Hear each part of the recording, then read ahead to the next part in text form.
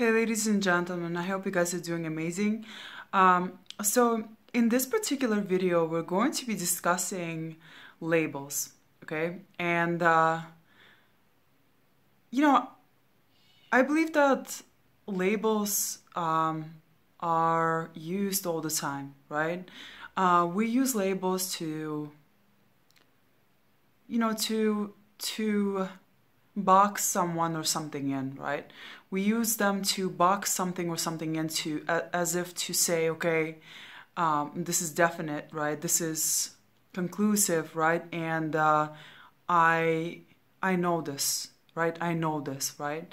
When in fact you usually don't know, right? And because human being is infinite, right?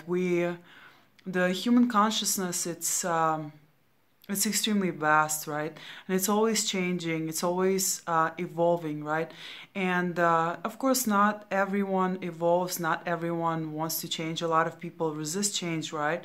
But for the most part, we're meant to evolve, we're meant to get better, get stronger, and, change, right? Ultimately change over and over and over again, right? And so this is kind of inevitable, right? Like the only thing that's certain in this life, right, is change, right? And so so that's what I mean here, right? And so I'm going to talk about, today we're going to discuss these labels that we place on pretty much everyone and anything and everything, right? And we will discuss, the issues with that. We'll discuss the issues with placing labels on things and people and situations, like I said, the human being, we are, as human beings, I mean, we're vast, we're very, it's really, really hard to get to know another human being, right? Let alone get to know yourself, right? So imagine most of us don't know ourselves, right, well enough. And so we think that we know another human being when we don't, right? Anyway, so in this video, we're going to discuss labels, right? And basically the negatives of using labels, and I will tell you exactly why, right? And so let's get into it, right? So first of all, right, guys, I am going to start with this movie, this movie that I really, really liked. Basically, I'm a big fan of DiCaprio movies, right? He's like he's an extremely dedicated actor, basically, right? When he does movies, I've read that he gets into the character to the point of actually becoming that character on a daily basis, right? So he incorporates whichever character he has to play into his real life. Good luck with his girlfriends and wives. I don't know who he's dating, right? But that would be really interesting to live with someone like that, who does this all the time. You basically get to experience different people all the time, and I think that's really cool, I guess, in a way, So, so yeah, right? So anyway, so the reason why I'm going to talk to you about DiCaprio, right, is because he played this movie, right? And the movie is called Catch Me If You Can, okay? So Catch Me If You Can, it's about a con artist, right, that basically pretended to be a lot of different things, right? And so he pretended to be a pilot, and then he pretended to be a doctor, and then he pretended to be a lawyer, right? And all of this was so he could, con people basically into money, right? Into getting a lot of money, right? And so anyway,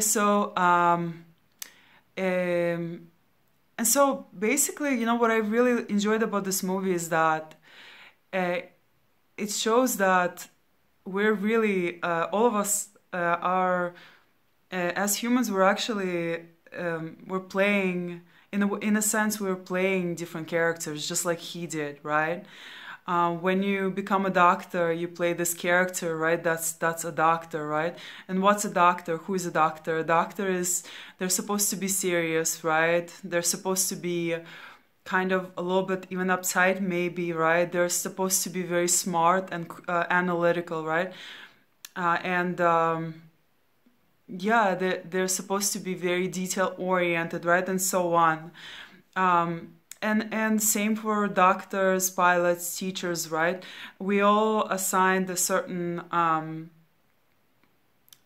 way of being for those in terms when it comes to those professions, right?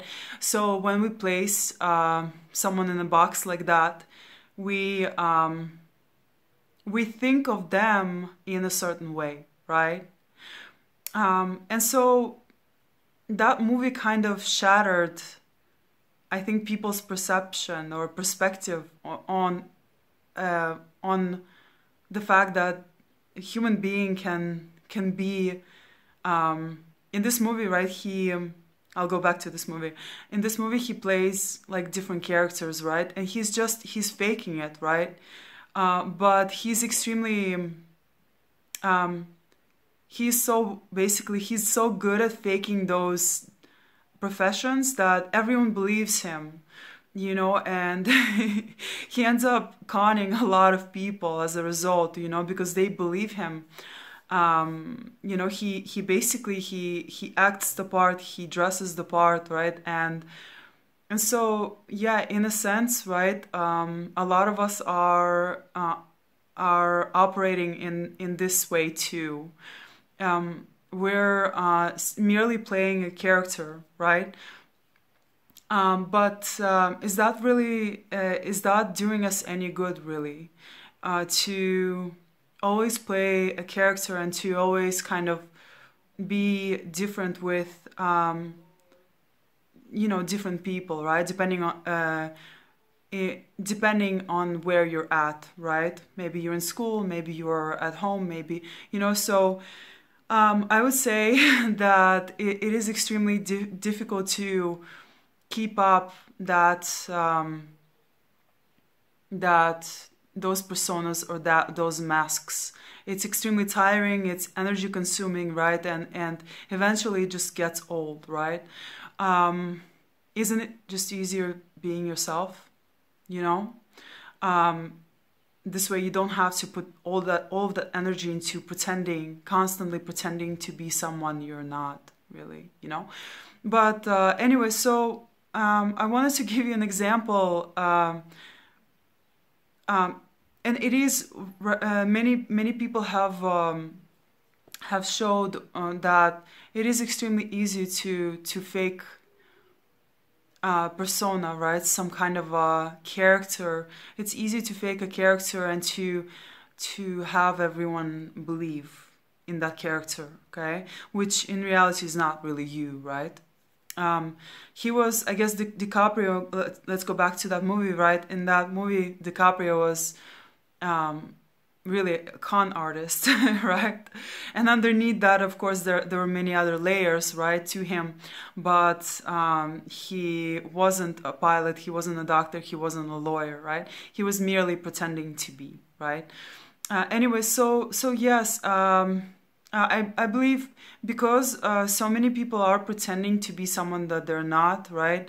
A lot of us can get also sucked into just merely believing in that one image that these people are presenting, okay? And because of that, we fail to see the bigger picture.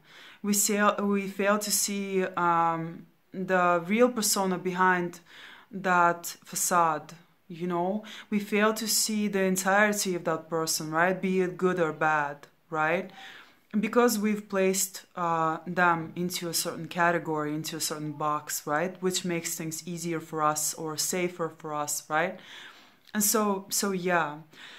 Another thing that I will mention, right, which is kind of really funny, it was really funny to me, is that I was at some point, like a long time ago, guys, like I don't remember when, like maybe when I was like 18 or something, right? Or maybe even 17, right? I used to read a lot of books then, right? I still do, but not as many.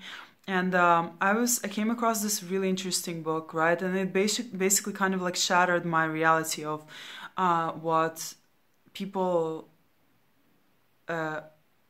are present themselves to be and what they actually do behind closed doors. Okay, and so that book really shattered my image of that of and basically I don't remember the name of the book exactly, right, but it was called like America Unzipped or something like that, right? And so they in that book they discussed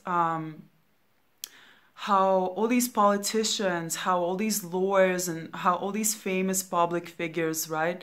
And they discussed what they, and like even family people, right? How all these people, they presented one image, right, in front of everyone else or the public, right? And they were actually someone completely different behind closed doors, right? So they in particular, they were talking about their sex lives, right? And like the things that they did behind closed doors, right? And it was just really insane. They had these like orgies in France. I remember reading about that, right? And it was just really, really crazy to me. I was like, oh my goodness, At that time, I was like, wow, this is, I think maybe I was a little bit too young to stumble upon a book like that. I don't know how I even like came across it. But anyway, so but still, it kind of like taught me, and like I said, it shattered my image, right? I mean, my illusion of that, of believing that people are just merely one way, right? And so I think a lot of people fail to realize this, right?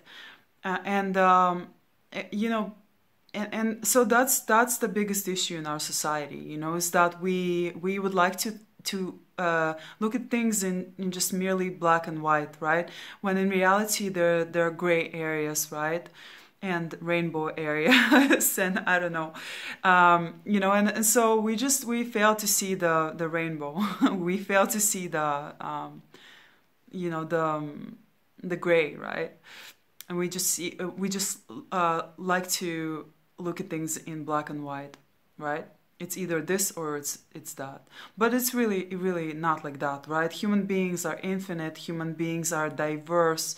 We're always changing, always expanding, right? Always growing. And just because you were a certain way yesterday or a couple of years ago, right, doesn't mean that you're necessarily like this now, right? A lot of us, especially those that are intentional about making positive changes, right? We change over time. We evolve, we get better, right? We get stronger, we learn from our mistakes, right? And we try not to repeat them again, right? And it's very important to remember that, because to keep that in mind, because we tend to just place people into a box, and then these people just get stuck there in that box, right? It's kind of like, I'm sure a lot of you can relate, right? It's kind of like this with your family, right? I'm sure a lot of your family members don't even know you really well, I'm sure a lot of them, even you probably yourself, have placed certain family members in, or maybe all of them, right, into a certain box, right, that now they're unable to get out of, right? Because like I said, it's easier for us, right? It's easier for us to define something and make it absolute, right? And definite, than realize that people are always changing and growing, and they're never the same, right? While some people might fall into this category, right? A lot of people also don't, right? And so it's I would say it's unfair, right? So sometimes you do have to question those boxes that you've given to people, because it's not fair to them also, right? Anyways, another thing, right, is that, let's just say you place someone into a box, right? Let's just say maybe you label your child, maybe you're bad, you're good, right? Maybe you're athletic, maybe you're this way, right? So now they feel like not only did they integrate or not only did they integrate this label as themselves, right? But they also they now maybe perhaps even have to live up to those expectations, right, of them. Like, let's just say you label them as being smart or something, and you always call them smart, smart, smart, right? And so now that that you label them this, they feel like they have to keep up this particular image of that you've created of them, as the smart kid, right? And in moments when they don't do so well, or they might, maybe they're failing somewhere, right? They might feel really, really bad about it, right? And especially they probably won't even come to you about their problems, right, that they're experiencing, because you see them in a certain way, and they don't want to, they want to live up to that image, right, or of that label that you've placed on them. So once again, that's why it's kind of like I've read many books, that come, not many, a few, that come to that relate with, basically, that talk about parenting and so on, right? And so that was one of the things that I learned, is that we shouldn't label children, right? As in calling them good or bad, right, or something like that. Or at the same time, we can label other things bad or good, right? Like their actions, maybe. Like I tend to label my kids' actions like as bad or good, So I guess labels still do maybe have their place. But of course, if you go really deep into something, right, then labels, a situation being good or bad, it depends, right? Because more often than not, we don't see we think that something might be bad, but in reality it's maybe good, and vice versa, right? So we don't see the entire picture right away, and we tend to label, once again, the experience as bad or good, right, when in reality maybe it's neither, or it's the opposite, right? Anyway, so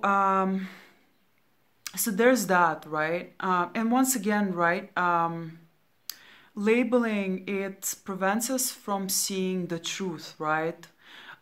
It blinds us to the truth of the entire person, right? Of the person that you're actually dealing with, right? I will give you one good example, right? And one good example is the case of a psychopath, right? Or a narcissist. They curate this perfect image of themselves, right? Whereas they, everyone, the public, right? Because they just only show themselves, their real selves, right? Because they only take off this mask to their loved ones, usually with their loved ones, right? Loved ones.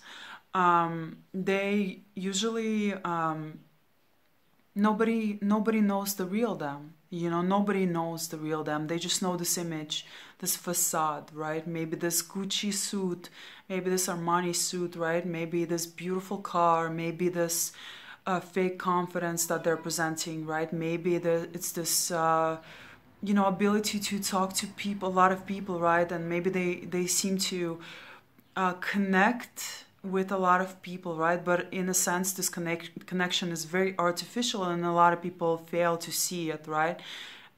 So it's the facade, right? It's the charm that gets people, right? It gets them, and it sucks them in, right? And they get fooled. They get fooled by this image, right? And so that's the image that we tend to see with a lot of public figures, right?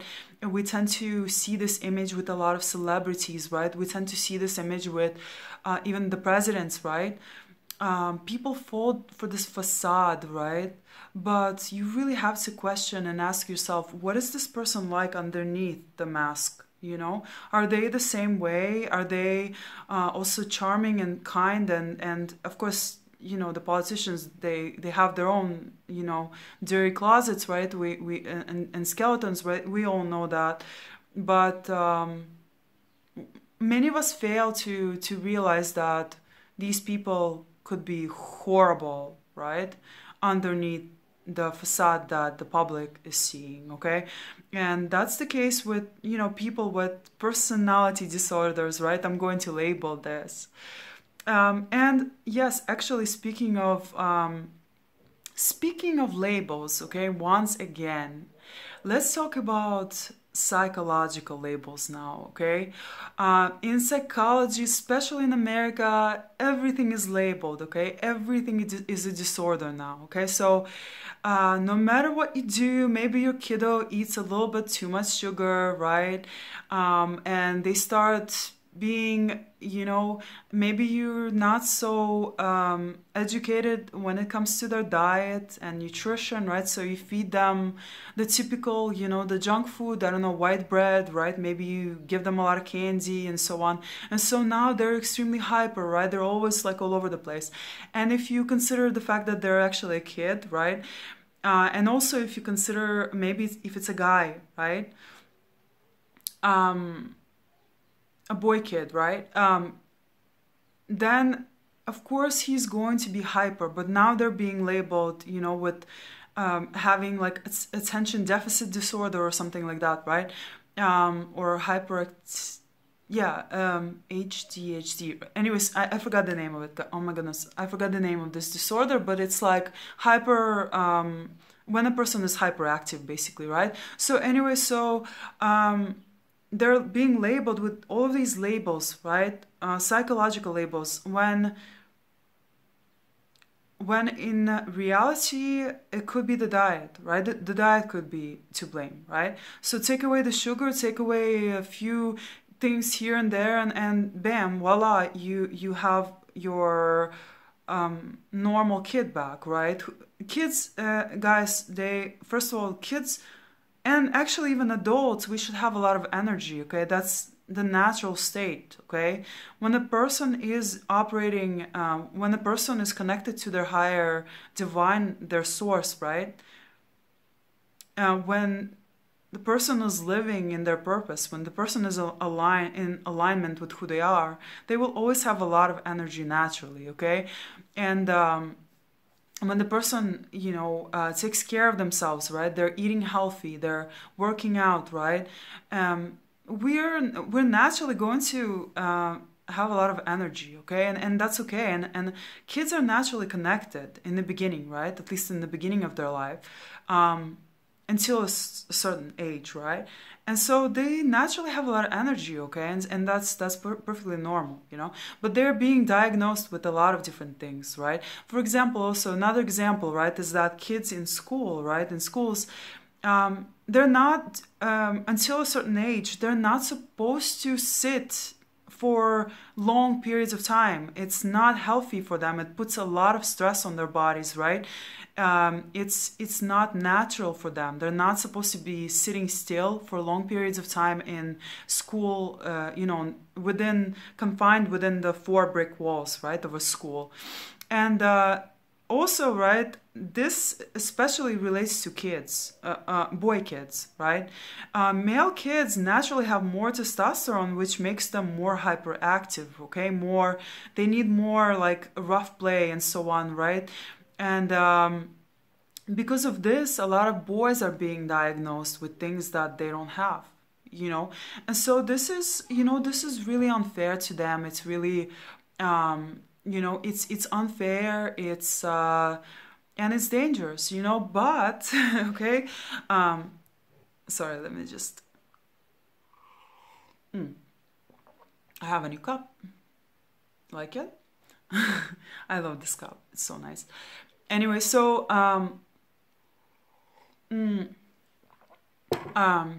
yum. This is not black tea. This is green tea, by the way, with ginger. It's so good. Anyway, so basically, right, in psychology, right, when it comes to like doctors, right, and this labeling of disorders, right, it makes that industry more money, okay? You diagnose someone with a certain disorder, place a label on it, right?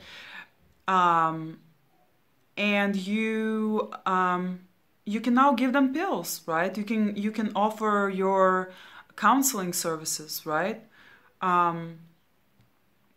Instead of getting to the root of the problem, okay?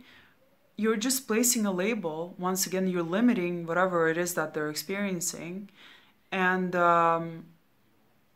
you can make a shitload of money from that, you know? And that's exactly what the medical industry is doing, okay? Especially in America, right? So everything is a disorder now. Everything has a label on it, right? And yeah, one other thing that I'm gonna go into, right, is that, you know, schizophrenia, right? Or certain psychological disorders, right? Like I talked about in my other videos, right? A lot of them can have like, you know, it's a battle. We're not merely meat suits, right? We're more than that, right? We're spiritual beings having this human experience, right? So in a sense, all of the things that we attach to, all of the labels, they're merely just experiences, right? So like you being a dad, you being a father, you being a boyfriend, right? You being a chef, you being a lawyer, you being a doctor, you being a teacher, and so on, right? These are all experiences, okay? And so underneath those labels, right, we're a human consciousness having this experience, right, or these experiences, right, that we tend to attach to. Anyways, and so I'm gonna go back to so I'm gonna go back to the psychological labels, right? The psychological labels, right? They once again they limit what another person is, right, or what they're experiencing. A lot of in psychology, the soul, the spiritual essence, the spirit is not considered, okay? And so because of that, the whole labeling, psychological labeling is extremely limiting, right? It just considers the body, the mind, right? And so because of that, we fail to take other factors into consideration when it comes to the entirety of the experience, right? Or of the situation, right? Like demonic possessions, right? Like, which are possible, right? Or like, I don't know, certain overactive chakras, for example, you know, like, certain people that have schizophrenia, right? They supposedly, my theory is that they've got overactive chakras, okay, and they're receiving a lot of information from source, right? But they cannot integrate this information and make it sound relatively normal, I would say, you know. So I think this, and basically what they do is just they throw a whole bunch of, they don't consider who they're talking to, right? They're just they don't they basically they don't know what to do with all of this information that they're receiving, so they just spit out a whole bunch of like seemingly nonsense, right, to everyone that they meet, basically, okay? And so that's what makes them basically crazy, right? That's what makes them seem extremely crazy, okay? And so whereas a person who is, for example, spiritually awake, right, they're aware of, they can read body language, they can read energy in a sense. Yes, they can. They can, so they, and their intuition is very on point, right? Very accurate. And so they know who they can talk to and they can't talk to. They know everyone is on their own conscious level, right? And so you know, they know that they cannot talk to certain people about certain things, right? And they know who they can usually talk to about other more wacky things, right? And so they don't just go around speaking to everyone in the same way, you know.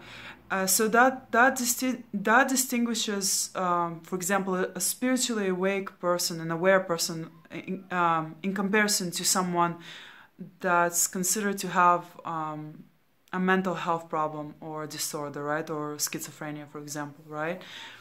And of course, there are many other things that distinguish them from, distinguish them from one another, right? And maybe I will make a separate video about that, okay?